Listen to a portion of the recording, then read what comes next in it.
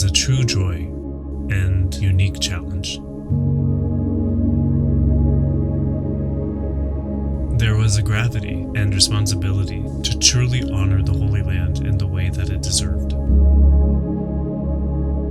I wanted it to call upon your memories of the shrines.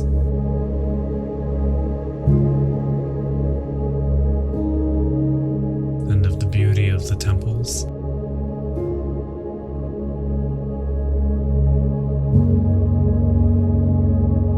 One of the most classic and timeless associations with religion are candles. I felt the Baha'i world was ready for a new centerpiece that would represent our faith in a new way. It had to be mesmerizing. I wanted it to pull you in. That with the more you looked at it, the more you couldn't look away. And with each icon and symbol, you realize some of these are familiar. I kept thinking, what could I extract that every Baha'i would recognize instantly? And how do I make it for every Baha'i home? It was an amazing journey. So this is how I made Noor. This part of the creative process is really my favorite, and the easiest symbols to incorporate were the floral print on the mansion abaji, the roses in front of all the shrines, and the floral detailing on all of the gates. But the real challenge was creating new symbology that would represent so many of the beloved stories and memories of our faith, like the Spirit of Faith star that called upon Mullah Hussein to find the Bab, or the Unbreakable Covenant, the Sadratul Muntaha, the Aqdas, or the Hidden Words. The quest was, how do I symbolize history in new ways? The flower in the middle was always going to be there, and when I pictured it in my head for the first time, it never changed. However, for it to represent the unknowable God came much later. It made so much sense to me that each ring would lead into each other, from the gate to the glory to the unknowable creator, all supported by the shape of the new shrine for the mystery. For the first time ever in my business, I asked for help. For anybody who knows me, knows I am pretty committed to being the one to create whatever I see in my own head. There's a great level of freedom to be able to bring out whatever you want, whenever you want. But Noor required 3D digital laser printing, 3D sculpting, casting, creating molds, mixing of different solvents and solutions. These are far beyond my scope of understanding of how to do these things. Nor did I feel like the time it would take to learn how to do all of that would be justifiable. So I researched a lot of sculptors online and landed with Justin. Hello? Hi, can you hear me? Hey, yeah, I did. I'm signed on from my computer and on my phone. I knew I had found the right guy for my project when I could tell through the phone that he really loved his job. A lot of the other sculptors I interviewed charged way too much, or they treated it as a nuisance, or wanted creative input. He was completely fine with me to have full creative control, and I felt confident that my vision could be achieved through him. He was very understanding and malleable with all my directions and input, and boy did I have a lot of input. I think the edges shouldn't be so square, it should be rounder on the sides. The petals will decrease as they get to the middle, but the base should be 9 petals. The steepness of the incline is steeper. The only thing is the center needs to be raised. Actually, deeper is a bit still too shallow. Let's shift to this type of style where it pulls to the middle. Let's make it more diagonal. The challenge with bringing something that exists in your creative brain into something physical is that in imagination land, things aren't restricted by physics and law. But when you bring it into the real world, it's like almost trying to draw a dream. You can just tell that things literally cannot exist in this dimension. It wouldn't make sense to the vision, and I'll have to rework the entire piece. There was a lot of back and forth. Revisions really do delay the process, but there was also other delays I was not expecting at all. Breaking news in Southern California. Fear and concern is growing tonight as flames light up the Los Angeles hillsides.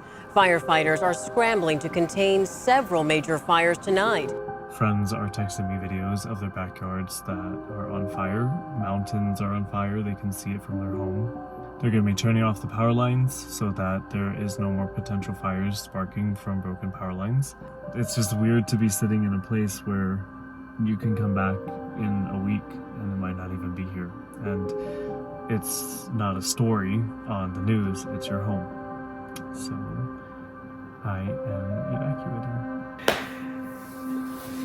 Plus, on top of all this, Justin is in the East Coast, and during the LA fires, he got frozen out by winter storms.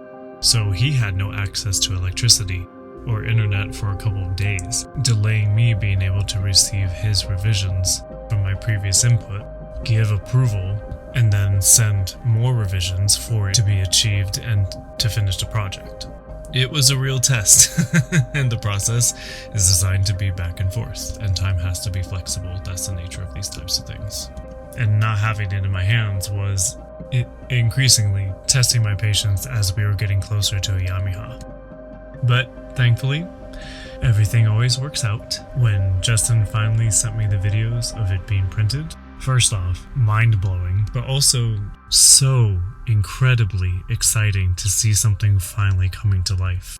I just got a text with more updates of the 3D printing. I'm so excited to see. Oh my god. That is unbelievable.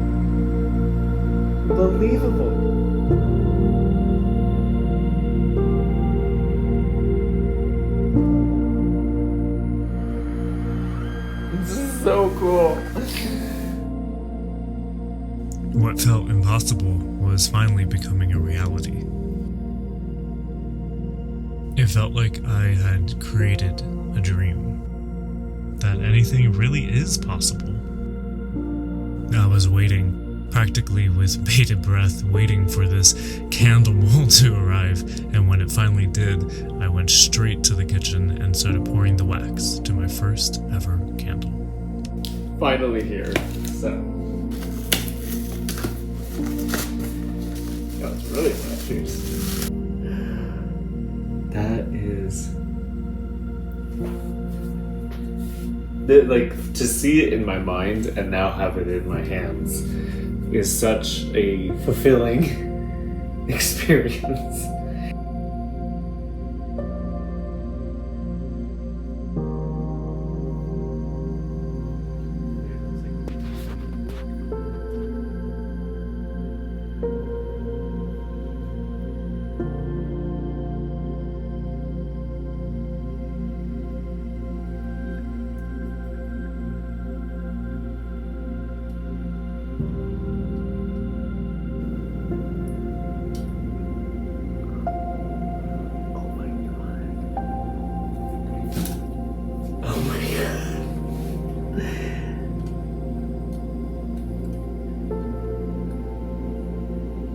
Oh my god.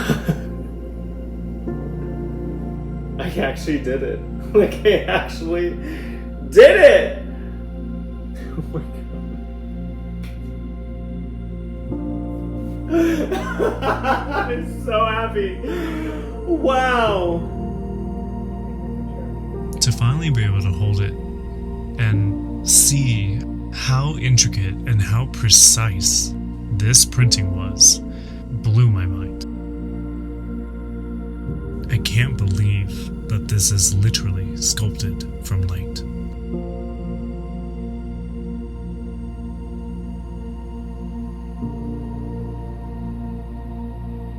It's important that Noor brings people back to the shrines. We are so lucky to have them.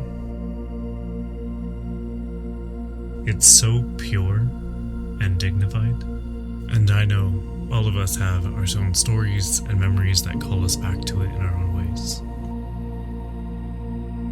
To one person, it might be the crunch of the pebbles under their feet on their first trip to the shrines, the dancing of the flowers in the light. It's always the small and seemingly benign details that call us back to such rich pathways to our memories. And Noor serves as a mirror, a culmination of your heart's deepest memories.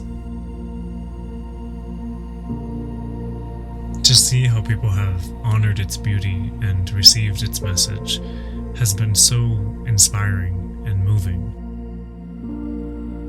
and humbling.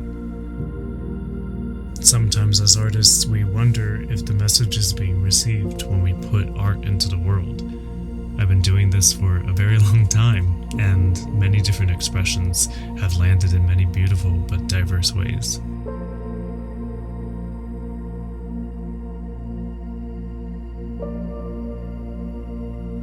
Noor is one of my proudest creations to date. I am so happy with how this turned out. I'm still floored by it, even though I'm the one that made it.